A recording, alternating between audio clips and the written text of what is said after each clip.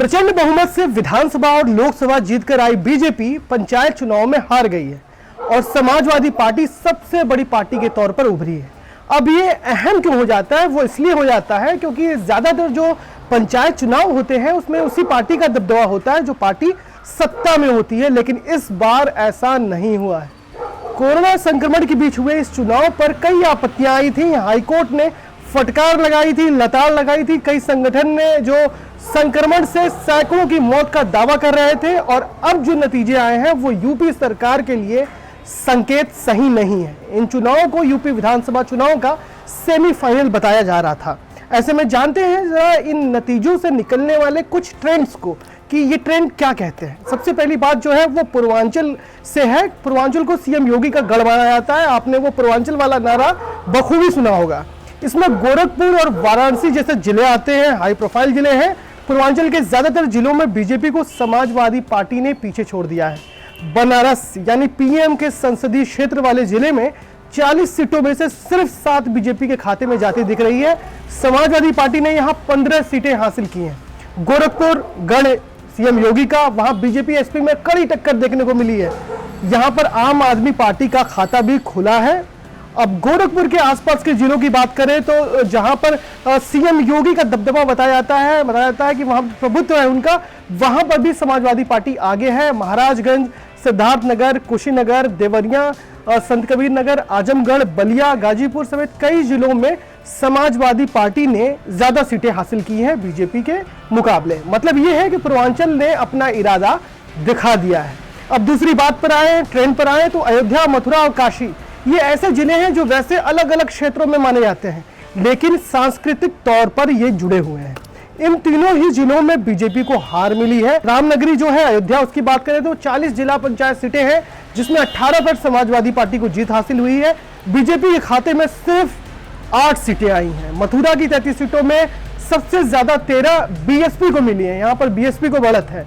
यहाँ बीजेपी दूसरे नंबर पे है 8 सीटों के साथ, लेकिन अकेले नहीं है। वहां पर आरएलडी भी दूसरे नंबर पे है 8 सीटों के साथ। ध्यान देने वाली बात यह है कि मथुरा से 2 मंत्री श्रीकांत शर्मा और लक्ष्मी नारायण चौधरी भी आते हैं और इन दोनों के क्षेत्रों में बीजेपी को हार मिली है। काशी यानी वाराणसी के बारे में हम बात कर चुके हैं, वहां पर समाजवादी पार्टी आगे है। कुल मिलाकर अयोध्या, मथुरा, काशी की जनता ने अपना फैसला दिया है और अपनी प्राथमिकताओं को बताया है, जिसे अब बीजेपी को समझ लेना चाहिए। वहीं राजधानी लखनऊ तक में पार्टी को महज 3 सीटें मिली हैं। कानपुर में कड़ी टक्कर देखने को मिली है। यहां से 2 मंत्री आते हैं, सतीश महाना है और नीलिमा कटियार है, जिनका जो क्षेत्र है उस क्षेत्र में उनका दबदबा कुछ खास नहीं देखा गया है। तीसरे ट्रेंड की बात करें तो यूपी की राजनीति में किसान आंदोलन का कितना असर होगा, यह सवाल है जो लगातार पूछा जा रहा है, कई महीनों से पूछा जा रहा है। इसे नापने का मीटर साबित हुए हैं ये पंचायत चुनाव। जो जाट मुस्लिम समीकरण जो टूटे हुए बताए जा रहे थे, वो बीएसपी के किले जो पिछले चुनाव में ध्वस्त बताए जा रहे थे, वो एक बार फिर जुड़ते दिख रहे हैं। जिस तरह से राष्ट्रीय लोकदल ने किसान आंदोलन के दौरान सक्रिय भूमिका निभाई थी, कई रैलियां की थी और समाजवादी पार्टी ने इसका साथ दिया था, आरएलडी को यानी राष्ट्रीय लोकदल को यहाँ पश्चिमी यूपी में फायदा मिलता दिख रहा है। दावा है कि पार्टी ने करीब 45 सीटों पर जीत हासिल की है। वही बीएसपी को भी यहाँ ठीक ठाक सीटें मिल रही हैं। बीएसपी के बारे में बात इसलिए जरूरी है जहां जो बीएसपी पिछले कुछ सालों में अपना मजबूत गढ़ यानी पश्चिमी उत्तर प्रदेश गंवा रही थी, एक बार फिर यहां से पार्टी को आस दिख रही है। बीएसपी और मायावती के इस गढ़ में चंद्रशेखर आजाद की पार्टी सेंधमारी कर सकती है। पार्टी ने कुछ जिलों में पहली बार अपनी सियासी पहुंच दिखाई है, युवाओं में इसकी पकड़ दिखी है। पार्टी की तरफ से जो दावा किया जा रहा है उसमें 40 से ज्यादा सीटें उसे हासिल हुई है, ऐसा दावा किया जा रहा है। अगर आजाद समाज पार्टी की बात हो रही है तो आम आदमी पार्टी का जिक्र भी होना चाहिए। आम आदमी पार्टी की तरफ से दावा किया जा रहा है कि राज्य में करीब 80 सीटों पर उनकी जीत हुई है। पहली बार पार्टी ये चुनाव लड़ रही है और यूपी जैसे जो राज्य हैं वहां पार्टियों को खुद का वजूद साबित करने में सालों लग जाते हैं। उस लिहाज से ये चुनाव आम आदमी पार्टी के लिए सही साबित हुए हैं। पार्टी करीब 80 सीटों पर जीत दर्ज करने का दावा कर रही है। अब चौथे ट्रेंड की बात करें तो ये समझना चाहिए कि नतीजे देश के लिए और राज्य के लिए क्या संकेत दे रहे हैं। आप सुनते आए होंगे कि बीजेपी की मशीनरी जो है वो रूरल एरियाज, ग्रामीण इलाकों में काफी बेहतर है और उसकी पकड़ भी मजबूत है। ऐसा लगातार चुनाव में सुनते आ रहे हैं हम। फिर भी नतीजे बीजेपी के लिए हैरान करने वाले क्यों रहे? जबकि कैबिनेट, राज्य मंत्री और स्वतंत्र प्रभार सब मिलाकर दर्जनों जो मंत्री हैं वो लगातार इस चुनाव में प्रचार के लिए जुटे रहे, पूरा दमखम लगाया। क्योंकि जिस तरीके से कोरोना काल में बड़े बड़े शहरों से लाखों प्रवासियों का आना हुआ है, जो मजबूरी उन्होंने देखी है, ये उसका भी नतीजा हो सकता है। सिर्फ राज्य के स्तर पर ही नहीं, केंद्र के स्तर पर भी सत्ता के लिए नाराजगी के कुछ संकेत यहाँ इन चुनाव में देखे जा सकते हैं।